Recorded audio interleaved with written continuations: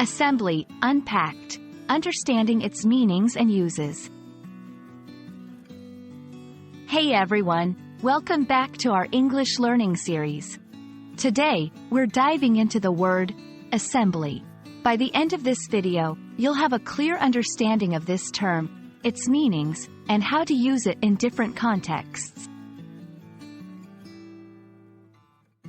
The first and most common meaning of assembly is a gathering or a group of people brought together for a specific purpose. Example, the assembly of students in the auditorium was eagerly waiting for the guest speaker. This sense of the word often implies a more organized or formal gathering, rather than just a casual group of people hanging out. Another use of the word, assembly, relates to the combination of parts to make a whole.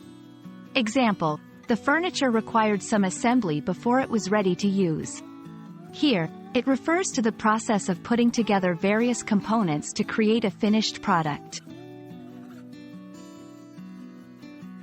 When talking about governance or politics, an assembly might refer to a legislative body or group of representatives elected to make decisions or laws for a particular region or group. Example, the state assembly passed a new law regarding environmental conservation.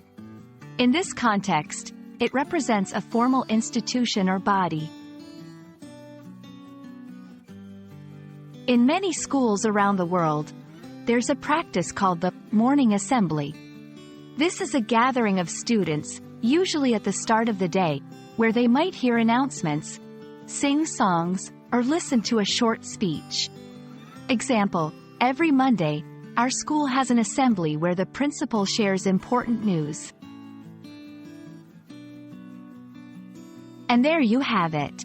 From gatherings to the combination of parts, and from legislative bodies to school practices, assembly is a versatile word with various applications. We hope this video has illuminated its different uses for you. Keep practicing, and remember, every word you learn brings you one step closer to mastering the English language. See you in the next video.